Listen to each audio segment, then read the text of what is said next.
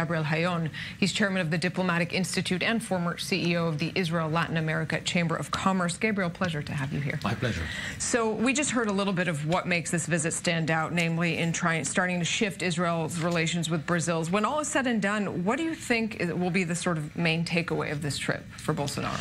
I'm not taking a lot interest on the symbolic parts, as Caleb mentioned, because we're talking about symbolic acts such as the moving of the trade mission to Jerusalem. But I think that tomorrow, while we'll have the commercial event with the Brazilian commercial delegation, that's where we're going to hear a lot of interesting news. The bilateral businesses between Israel and Brazil is not good in the last years, but it's getting improved. With Bolsonaro at chairing this country, I think that we can see a lot of things moving, and this is also another vote of confidence of the relations. Brazil have to do some steps in order to be more competitive, mainly in bureaucracy and taxes. I want to talk about one aspect of the trade. It's also been a little controversial, and that is in the area of security. Companies like Elbit, sales of drones, for example, to the Brazilian police to fight criminal gangs in the favelas. How key is that to that economic relationship developing?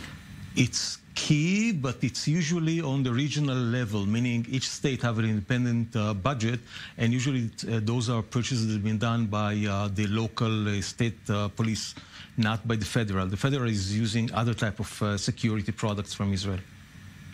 So when you look at what Bolsonaro wants to accomplish in Israel, what's behind it? Is it defense? Is it the economics? Or is it more than that? Because I imagine that he's also walking a fine line between some of Brazil's Arab trading partners. The main point with him is emotional more than rational.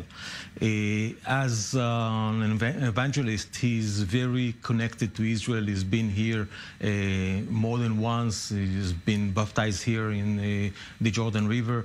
So he's feeling a lot of linkage to Israel. During his campaign, he challenged the Brazilians and said, listen, Israel don't have nothing, just a desert, and they are such a successful country. We have everything here and not. So he's trying to imitate a lot of things that he's getting from here. So what he's going to bring to Brazil is part of the innovative vision and the spirit of Israel. But Gabriel, I do want to follow up on something Nurit said, which is Brazil being constrained perhaps also by its trade with Arab states? There were reports that one of the reasons they didn't move the embassy here is they were concerned they were a major supplier of halal meat. That's right. To Arab countries, meat for prepared or to Islamic law. Is that a restraining factor on Brazil? It is. I think it's a volume of more than $5 billion per year. $5 billion? That's about the amount that they're speaking about. So it's a lot of money in the table. And yes, they're trying to walk between the drops and try to see how they can balance. Another issue of balance is over Bolsonaro himself. We know this is a controversial president, both for many of his statements and his policies on the LGBT community and more. There are those who criticize Netanyahu for warming up to Bolsonaro in this way. It's clearly a diplomatic, political win for him before the election. But do you think that there might be a misstep in getting close to a leader like this? I think it's a good decision to go toward Bolsonaro and hug him in a very strong way, show him some support. I think that Israel will have much more to gain with good relations with Brazil than the opposite. So it's a good move. So interests Trump. Yes. Trump, anything. Brazil has such a long history of left-wing politics that has often been hostile even to Israel or certainly sympathetic to the Palestinians.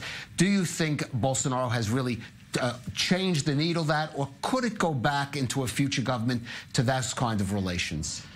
In his initial speeches, just after he got the presidency, he mentioned about the Jewish Christian heritage, meaning he's much stronger in closing the area of Jews in his country than the other ones.